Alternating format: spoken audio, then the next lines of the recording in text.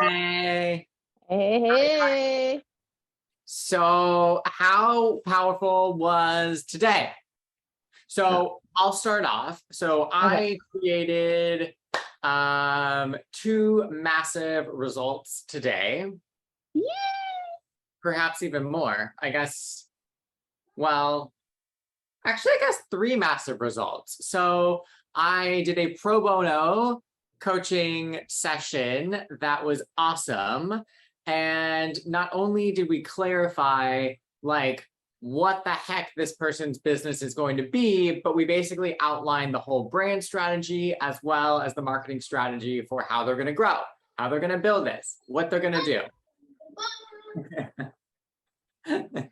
Anybody else have children in the house? So that was a huge win. Another huge win was earlier this week, we got verbal confirmation from a client that they were switching from like doing piecemeal here and there type work, which I typically don't take those types of clients in the agency anyways. And we shifted them into a full blown, blow the cap off, no throttle type of client we love. And our third result is that we followed up. We were pleasantly persistent. We came from a place of generosity. And we got a random call after we finished. I don't know. We were on a call. We did something. We finished. And I was about ready to go on a little walk with Klaus and head for a bio break. And instead, I saw a client's name or a potential client's name come across my phone. So we picked it up, and the first words out of his mouth were, "I'm ready to make our first payment." Fantastic. So, Hello. 2 months in the waiting, after they had said yes, they were like ready to go. So that's 5 figures into the agency from that one client. We've got another one who's quickly behind that. So today alone was a huge win as far as taking the agency forward, growing the business, but also not just for me, for someone else.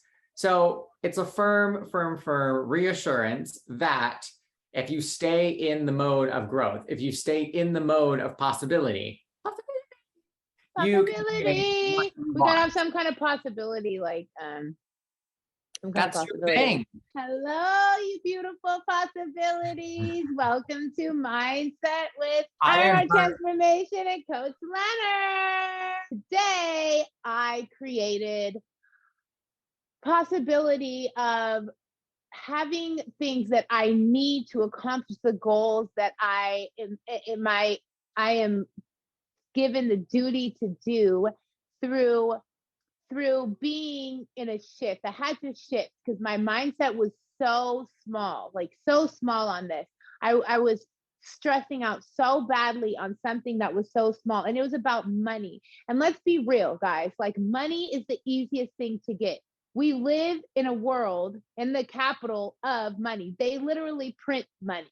Okay. So if you have a money problem, you have a mindset problem. So this is where we need to shift. Where I shifted was what I did was I started to think about it in possibility. I got in committed action. I stopped making up stories that I wasn't worth enough, that I wasn't able to ask people for money, that I wasn't worth the gifts that they were going to give me. Then I went to the bike store. I needed a bike and a smart trainer to keep going. I needed this in order to go after I enrolled the Ironman coach, that world-renowned Marcus Garcia. Shout out to Strong to the Finish Line. And so I went in and I went into the Northwest Try and Bike. Shout out to Try and Bike. And I went in and I started to go in, but I went in a place instead of asking of what did they need. I did my research on what did they need, what was their business like, did any of their family members like resonate with my condition, did anybody have any disabilities, what are they struggling in, anything about them. I thought about them, not me. So what I did is when I went in there, hey, remember me, the girl that came in and knew nothing about Ironman and asked for help? I'm back. Guess what? I'm on Strong to the Finish Line. Oh, Marcus Garcia is my coach now. And they're like, oh, wow, really? And they were totally shocked. They looked shocked. But how could they be shocked? when I was in committed action, when I got my butt up and I went down to the Ironman down the hill and I met like 50 friends. Did I know anybody? No. Did I look like them? Absolutely not. Did I have the only person that had eyelashes, fake eyelashes on?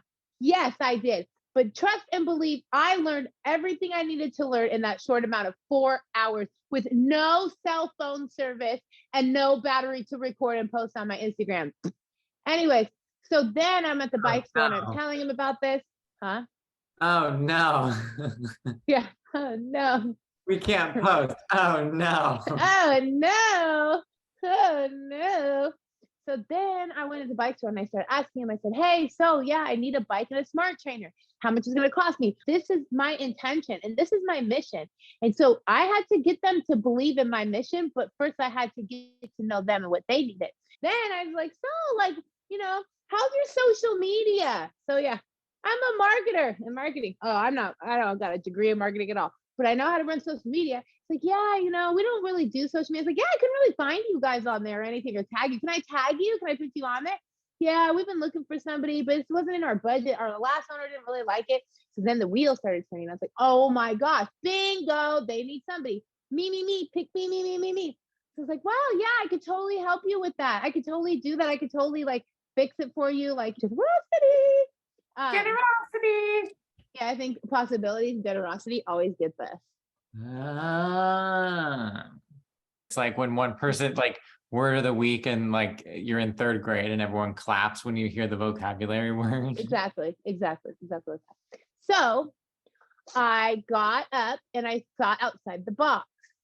And I started Googling more and Googling more and Googling more. Bingo! Hey-o. And I get the bike. $550. Boom, done.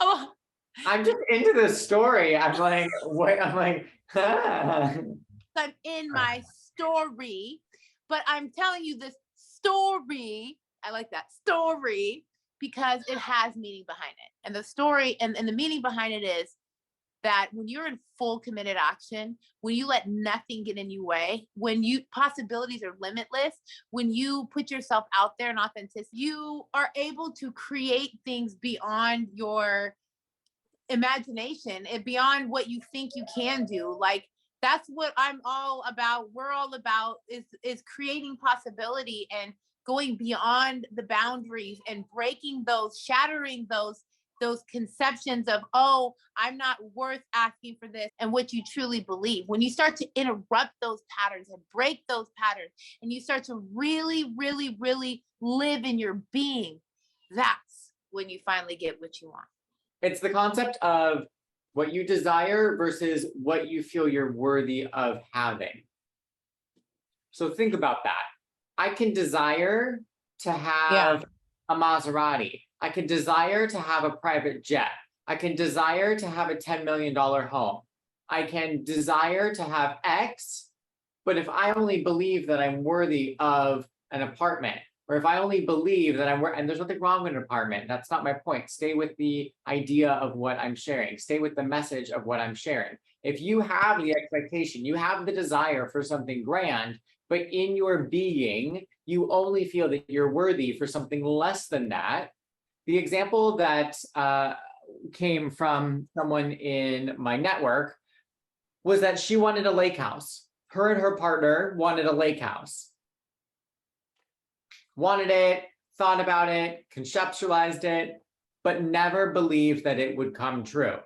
They always thought that they would live in the city, always thought that they would be in an apartment, always thought that maybe they would own their apartment, but not that they would ever own a lake house out by a lake in the wilderness, right? But that was their true desire. So the desire that they had did not match the belief that they were worthy of having that.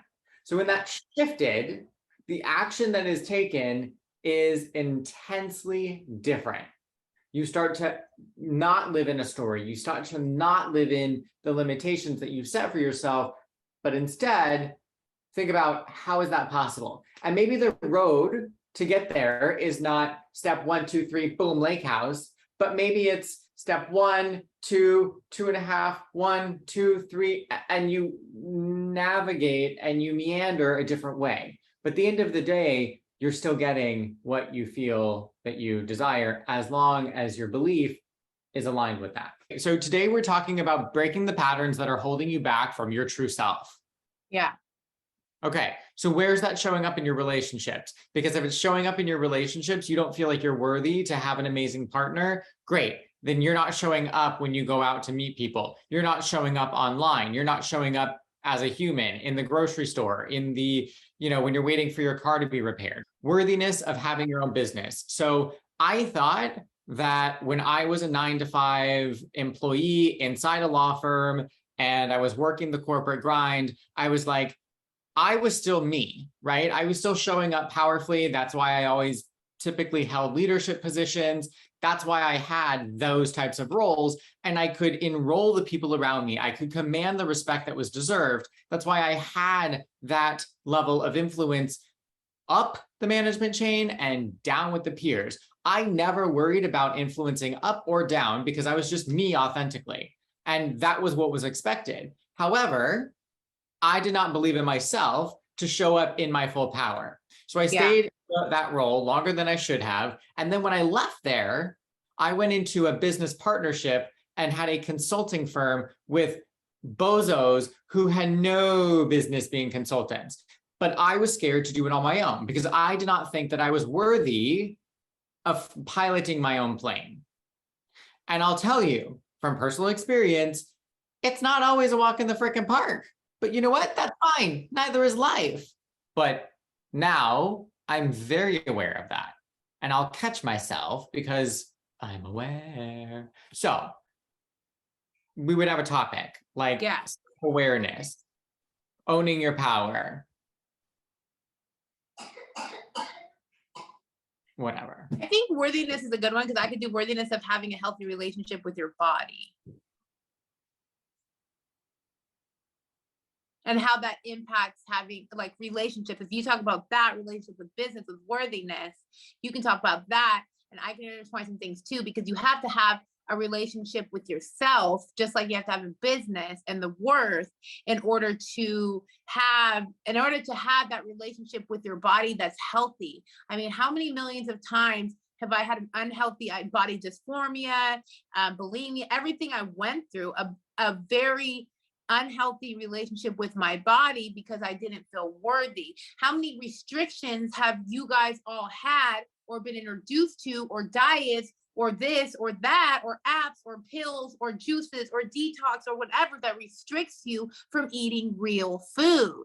This is a self-worth issue. And I want to talk about how many people are here today that are not only owning their self-worth and they're thinking this is fine, that maybe that doesn't apply to me, because you are totally fine asking for money. Maybe that's where your energy is strong, right? Money is energy. That's a transfer of energy. Maybe you're really maybe you're really dedicated to that and you see your worth in that aspect. But I know for myself, I was really, I saw my worth in holding boundaries. Right? So if someone crossed that boundary, I had no problem saying X, Y, Z, and like, these are the consequences, right? And I was so committed to being right, but it was a worthiness thing that I had to be right because that was where I saw my worthiness. But then I would go and work long hours and I would not nourish my body. I would have coffee for breakfast. I would skip lunch, and then dinner would be pushed off until I was, basically going to bed. And so I wasn't treating my body worthiness. With worthiness, right? Yeah. I would also go work out before I would eat because I thought that was okay. And so I was like damaging my body. I also would look at my body in the mirror and be like, oh, I have a little tummy and the people on magazines don't look like that. So I wouldn't even pursue having an amazing relationship because I thought that I was less than. And how often does that affect having a good partnership, having a sexual relationship? Like, think about these things. Like, as human beings, we're meant to have sexual relations, right? And so how often do we hold ourselves back from having an amazing sex life because we look at our thighs and we have stretch marks, or we look at our tummy and we think, oh, I would love for that to be a little bit flatter. Or for me, I would look at my arms and I'd be like, that's so small, I'm not going to wear tank tops, right? Like, We have these items that are in our head and no one else cares. Nobody No cares. one else cares. Nobody cares. We need to realize that if we would not trade places with that person, we do not get to take advice from them. Maybe you're late to work, but they don't know. They don't know that you're 2 minutes late, but you know. And slowly that starts. How many times do you show up, don't show up to your commitment to yourself by not going to the gym? No, nobody's gonna know. Nobody's gonna know. Those nerds in your head tell you nobody's gonna know. But you know what happens when you stop showing up and you stop committing? You stop showing up in every aspect of your life. You start giving yourself excuses. You start going in stories, and it's a reoccurring rat race that in a wheel you can't get off of. Then it leads to the weight gain, the non-weight gain, the overeating, the self-indulgence, everything that you don't want. And then all of a sudden you're like, oh my gosh, I don't have the body I want. Well, duh, you're not committed. Do you know what it took me to lose 160 pounds by my own self? Showing up for myself every day. You want to do a workout right now? Do you want to do one? I mean, we could do like a short one. All right, everyone, take a water break. Yeah. You want an orange? Yeah. A squat. Okay, so when we do our squats, we always make sure our knees don't go over our toes. And if we have to take a smaller, oh, stop there. Knees don't go over our toes. Our buttocks are pushed out. We're contracting our abs. We are putting all the weight on the back of the heels. Form is the most important part of working out. If you don't have the proper form, oh, see Leonard here, this is horrific. I would never in my life. So Leonard gets to come up, go down a little, and then come back up. Are all the weight on the back of your heels? Like you should feel like you're gonna tip over. Yeah, I'm lifting my toes to make sure that on the back. Yes, yeah. So your glutes are activated. Correct. There you go. Okay, go down. And nope, no, your back went down. Yeah, come back up. We'll try it again. You went like this. Look, you went down, you were going good down, and then you went like this. You went forward. Yeah. We want to go down, even if we can't go all the way down, and we want to go out. All the way down the back of our heels, our abs are always contracted. Without our abs contracted, we are not working all our body. And on top of it, this is how we stabilize our body. There we go. And out. Now a lateral. Push your leg out. Up, out. Yep. Don't move your neck. Don't move your body. Up, out. There you go. There you go. There you go. There you go. Take a smaller, modify it, you guys. If you need modification, if you are feeling imbalanced, you're not contracting your core. Contracting your core, stabilization is the number one thing we build before we go anywhere with weights. Yeah, so that's what we would do. Yeah.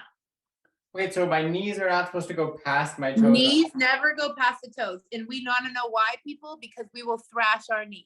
Our knees will be done. But within 3 to 6 months, knee problems, water in everything you could imagine. That's the number one thing that you get to work on is engaging your core, stabilization, and learning how to have proper form. I always start with every client with form. I never use weights. I don't care what your fitness level is, where you're from. 90% of people do the workout incorrect. And that means you are not going to get any results you want. And you're going to be frustrated and give up and go try to drink a detox drink and or go get your gut sucked out and put it in your butt. Okay? We are not big old butts with big old guts around here. Okay? We are bodies from the inside out. I have definitely been doing squats wrong. I only know this is because by default, I did it wrong hundreds and thousands of times. And it's only because I self-educate myself with the science behind it. I don't go to Instagram. I don't go to programs. I don't listen to, this, that, and the other. I go look at the science behind this. So my knees are able to sustain many years of working out. I've already conquered. I was thinking about this in the gym today. I've conquered the art of weight loss.